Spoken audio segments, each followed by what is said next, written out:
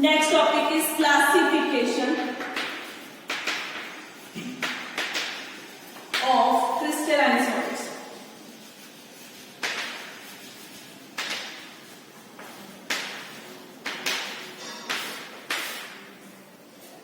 जो crystalline solids होते हैं इनमें किस तरह की फोर्सेस होंगी उसके बेस पर ये चार तरह के होते हैं। First is ionic,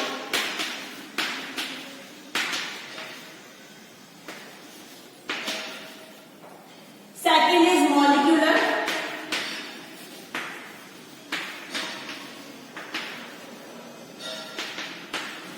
third is covalent,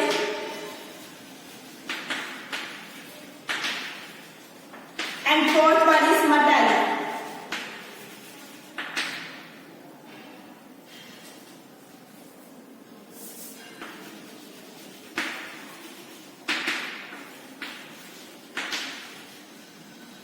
तो क्रिस्टलाइन जो सॉलिड्स है उनके चार टाइप है। First is ionic, second is molecular, third is covalent and fourth is metallic solids.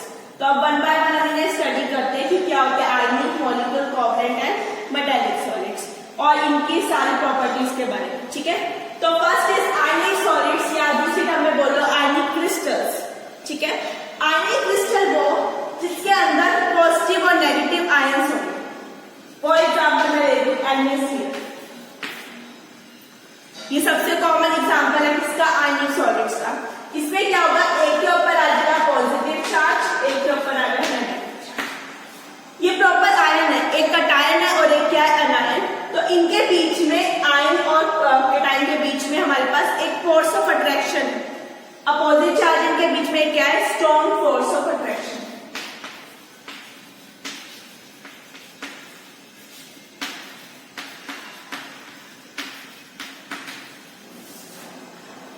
एक के पास एक्स्ट्रा इलेक्ट्रॉन थे, एक के पास डेफिशिएंसी थी, तो अपने इलेक्ट्रॉन एक को देकर ओवरऑल दोनों क्या हो गए, न्यूट्रल हो गए। उन्होंने एक मॉलिक्यूल बना दिया जो कि हमारे पास क्या गया, आयनिक सॉलिड्स यानी आयनिक क्रिस्टल्स। एक ने अपने अपना पॉजिटिव चार्ज लिया, एक ने अपना नेगेटिव चार्ज। हम बताया इसके पास 11 थे, तो न्यूट्रल होने के लिए टाइम चाहिए था, तो एक इसने क्लोरीन को दे दिया, क्लोरीन के ऊपर एक क्या गया, नेगेटिव चार्ज। डन। तो ये हमारे पास क्या, आयनिक क्रिस्टल्स जिनके बीच में क्या, एक स्ट्रॉन्ग फोर्स ऑफ अट्रैक्शन। अब बिकॉज इनके बीच में एक स्ट्रॉन्ग फोर्स ऑफ अट्रैक्शन है, तो इसी वजह से इनका जो मेल्टिंग और बॉइलिंग पॉइंट होता है वो क्या होता है, high. Due to strong force of attraction का मेल्टिंग और बॉइलिंग पॉइंट हाई है। मेल्टिंग और बॉइलिंग पॉइंट क्या है, मेल्टिंग पॉइंट क्या है, सॉलिड को लिक्विड में चेंज करना, मीन्स उसके बॉन्ड्स को तोड़ना। ठीक है, अब जितना उनके बीच में स्ट्रॉन्ग बॉन्ड होगा उतनी ही ज्यादा मुझे टेम्परेचर देना पड़ेगा उन्हें तोड़ने के लिए, यानी उसका उतना ही ज्यादा मेल्टिंग और बॉइलिंग पॉइंट क्या हो गया, हाई हो गया। बिकॉज इसके अंदर आयन है तो ये शो करते हैं कंडक्टिविटी। ये गुड कंडक्टर होते हैं, कंडक्टिविटी शो करते हैं। तो first strong force of attraction, second high melting and boiling point, third property आ गई इनकी कंडक्टिविटी। फोर्थ ये होता है पोलर नेचर। पोलर क्या होता है, पोल्स बन गए ना, एक पॉजिटिव पोल एक नेगेटिव पोल, तो पोलर हो गए। तो पोलर डिसॉल्व इन पोलर, तो ये जितने भी पोलर सॉल्वेंट्स होते हैं उनमें क्या हो जाता है, डिसॉल्व हो जाता है। तो ये हाईली सॉल्युबल होते हैं इन पोलर सॉल्वेंट्स। ठीक है, तो ये जो हमारे पास हो गए प्रॉपर्टी इसकी आयनिक क्रिस्टल की, strong force of attraction, high melting and boiling point, conductor हो गए, good conductor of electricity, polar solvent में क्या हो गया, सॉल्युबल। और इसके साथ साथ इनकी एक अपनी ज्योमेट्री होती है, फिक्स शेप कह लो, ज्योमेट्री कह लो। तो ये हमारे पास क्या हो गए आयनिक क्रिस्टल्स के बारे में। Strong force of attraction, high melting and boiling point, good conductor of electricity, highly soluble in polar solvents and possesses geometric pattern. ठीक है, ये हमारे क्या गए आयनिक solid. Example is NaCl। Done. Second is molecular.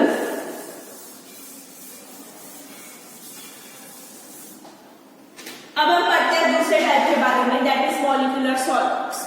Molecular solids में क्या होंगे, इनके बीच में जो लैटिस पॉइंट पे जो हमारे मॉलिक्यूल होंगे ये कोई आयन नहीं होंगे।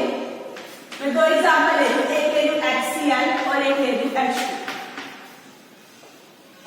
इनके बीच में होंगे डाइपोल्स।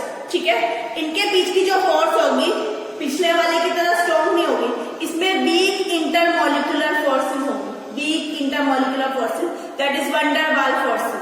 ठीक है, वीक फोर्सेस से जुड़े हुए।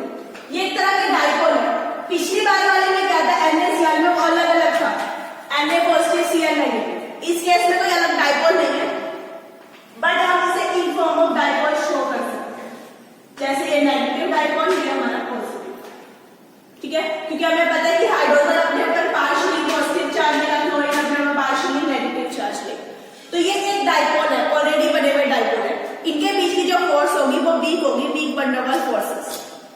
इस केस में कोई डाइपोल नहीं है, बट हम इसे इस तरह से शो कर देते हैं कि एक ने अपने ऊपर पार्शियली पॉजिटिव चार्ज ले लिया, एक ने अपने ऊपर नेगेटिव चार्ज ले लिया। एक होते हैं जो परमानेंट डाइपोल है, जैसे ये डाइपोल बने हुए हैं, तो इनमें क्या है, इंटरेक्शन भी क्या होगी, डाइपोल डाइपोल इंटरेक्शन। एक होते हैं जिनमें डाइपोल हमें खुद बनाना पड़े, उन्हें हम बोलते हैं इंड्यूस्ड डाइपोल।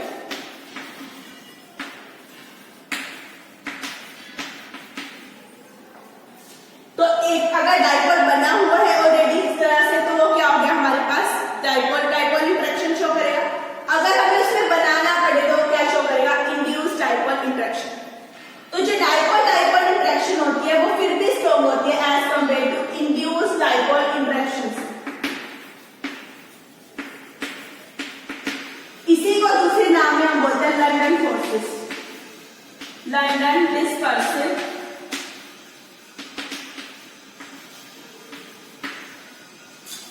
इनके बीच में वीक फोर्सेस तो है, बट इन दोनों में से भी इसके अंदर जो फोर्सेस है, लंडन फोर्सेस, वो क्या है, वीक है।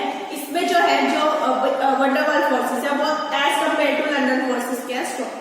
बट जो पीछे वाला हमने पढ़े थे आर्निक वाले में, क्योंकि वहां इंटर अट्रैक्शन थी आयंस के बीच में, वो क्या थी, इनसे ज्यादा स्ट्रॉन्ग। डन।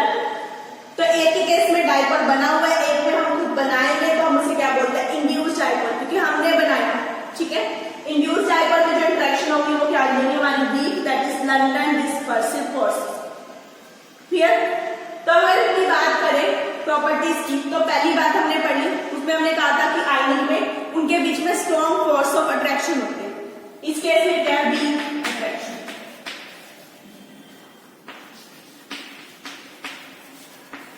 उसकी कंपैरिजन में तो वीक है। अगर वीक है, उनमें स्ट्रॉन्ग थी, तो बॉन्ड तोड़ने में हमें ज्यादा टेम्परेचर देना पड़ा, यहाँ पे ऑलरेडी वीक है तो हमें कम ही टेम्परेचर देना पड़ेगा, तो इनका मेल्टिंग और बॉइलिंग पॉइंट क्या होगा, अब क्योंकि ये पोलर तो नहीं है, तो ये किसमें डिसॉल्व हो जाएंगे, नॉन पोलर सॉल्वेंट्स।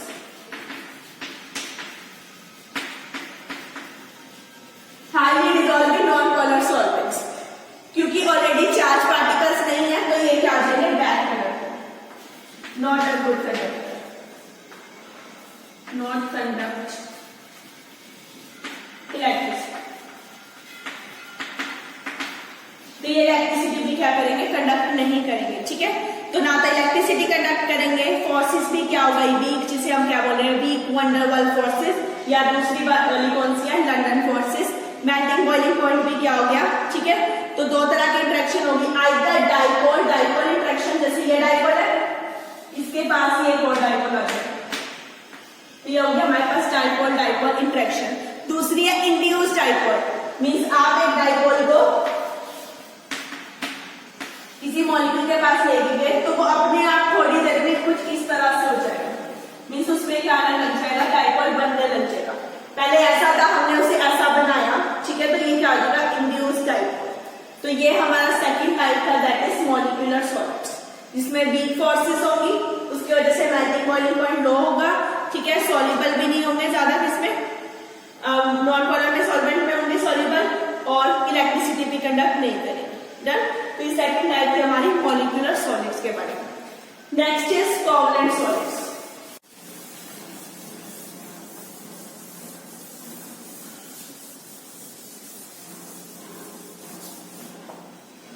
अब आते हैं अपनी नेक्स्ट कैटेगरी पे, दैट इज कोवलेंट सॉलिड्स।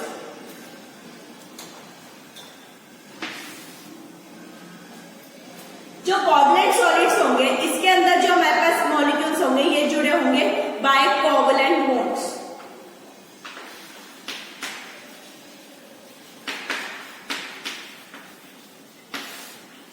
ये 3D नेटवर्क टाइप स्ट्रक्चर होगा,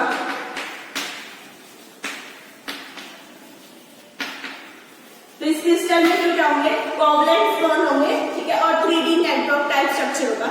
इसका जो सबसे कॉमन एग्जांपल है वो है डायमंड। डायमंड हो गया, सल्फर हो गया, जितने भी कार्बन कंपाउंड्स होते हैं जनरली में क्या होते हैं, कोवलेंट बॉन्ड होते हैं, ठीक है। तो डायमंड इसका एग्जांपल है, 3D नेटवर्क टाइप स्ट्रक्चर है। हमें पता है कार्बन जो होता है वो 4 बॉन्ड बनाएगा, डन। ऐसे ही बढ़ रही है,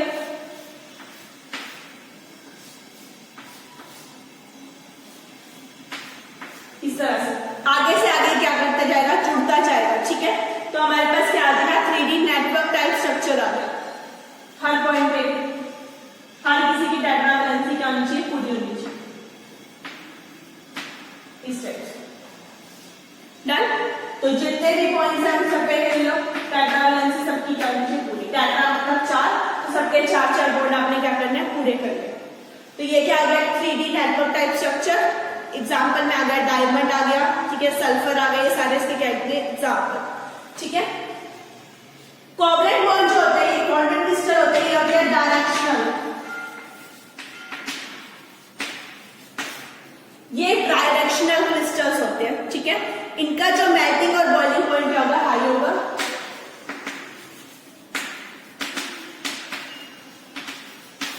बिकॉज इनके बीच में स्ट्रॉन्ग फोर्स है, कोवलेंट बॉन्ड है, उसे तोड़ने में आपको ज्यादा टेम्परेचर देना पड़ेगा, तो इनका मेल्टिंग बॉइलिंग पॉइंट क्या होगा, high.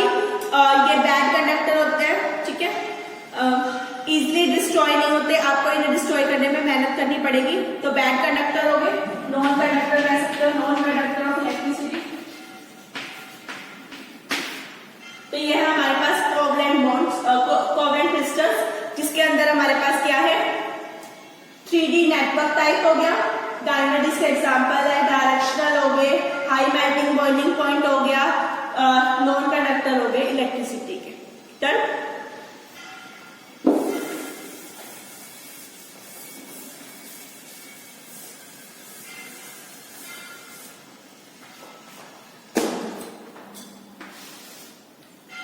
Next is metallic solids या फिर कह लो मेटालिक क्रिस्टल्स। इस टाइप के जो क्रिस्टल्स होंगे इनमें जनरली क्या होंगे, मेटल्स होंगे। अब हमें पता है जितने भी मेटल्स होते हैं ये होते हैं पॉजिटिव आयंस, और हर मेटल के पास कुछ ना कुछ फ्री इलेक्ट्रॉन्स होते हैं, ठीक है।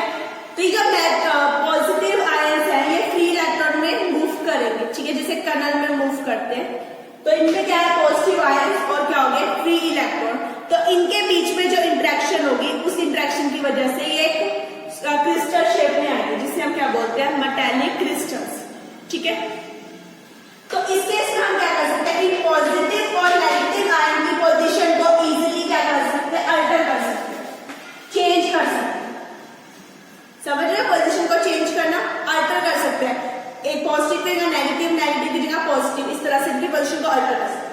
अब क्योंकि इनकी पोजीशन को आप इजीली अल्टर कर सकते हो, तो इसी वजह से आप इन्हें डिफरेंट डिफरेंट शेप्स दे सकते हो। इसी वजह से ये क्या होता है, मैलेबल एंड डक्टाइल।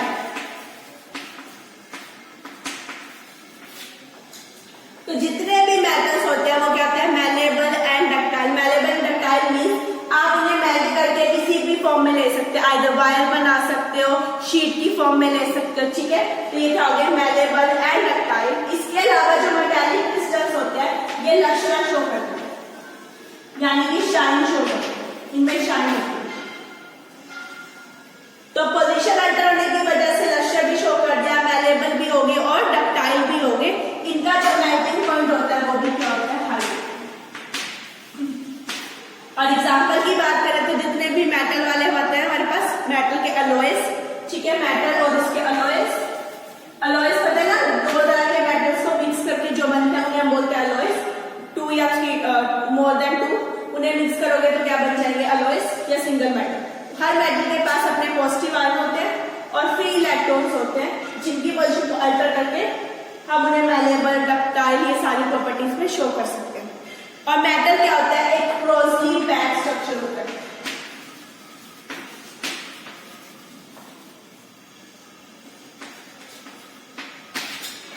इनका स्ट्रक्चर भी क्या हो गया, closely packed, highly melting point, high melting point हो गया, मैलेबल हो गया, डक्टाइल हो गया। इसके साथ क्योंकि फ्री इलेक्ट्रॉन भी है तो ये क्या होंगे, कंडक्टर भी होंगे। ये सारी इसकी क्या प्रॉपर्टीज है, इसकी मेटालिक सॉलिड यानी मेटालिक क्रिस्टल्स की। तो ये थे हमारे पास क्लासिफिकेशन ऑफ क्रिस्टलाइन सॉलिड, जिसमें हमने 4 टाइप पढ़े, ionic, molecular, covalent and metallic crystals. Ionic crystals की बात करें तो आयनिक क्रिस्टल का एग्जांपल हमने लिया NaCl, जिसमें ऑलरेडी आयंस बने हुए थे, positive negative ion, strong force थी, high melting and boiling point था, गुड कंडक्टर थे, पोलर में सॉल्वेंट में डिसॉल्व हो जाते थे, और एक डेफिनेट ज्योमेट्री भी थी। मॉलिक्यूलर क्रिस्टल्स की बात करें तो मॉलिक्यूलर क्रिस्टल्स में डाइपोल्स की बात की हमने, जिसमें या तो डाइपोल ऑलरेडी बना होगा या हम बनाएंगे, जिसे हम इंड्यूस्ड डाइपोल कहते हैं। इसके बीच में फोर्सेस क्या होंगी, आइदर वन डर वॉल और लंडन डिस्पर्सिव फोर्सेस। तो इनका मेल्टिंग बॉइलिंग पॉइंट भी क्या होगा, लो, नॉन पोलर हो गए, ठीक है, इस वजह से नॉन पोलर में ही क्या होंगे, डिसॉल्व होंगे और कंडक्टर भी नहीं होंगे। Next is covalent. कोवलेंट की बात करें, इनके बीच में स्ट्रॉन्ग कोवलेंट बॉन्ड होगा, जिसका एग्जाम्पल हमने लिया डायमंड। ये 3D नेटवर्क टाइप के क्रिस्टल्स होंगे। इनका जो मेल्टिंग पॉइंट होगा वो क्या होगा, हाई होगा, इजिली क्या होंगे, ब्रेक नहीं होंगे, कंडक्टर भी नहीं होंगे और थर्मल कंडक्टिविटी शो करेंगे। Next is metallic crystals. Metallic crystal यानी मेटल्स की बात करी, जो ऑलरेडी पॉजिटिव आयंस होते हैं और फ्री इलेक्ट्रॉन होते हैं।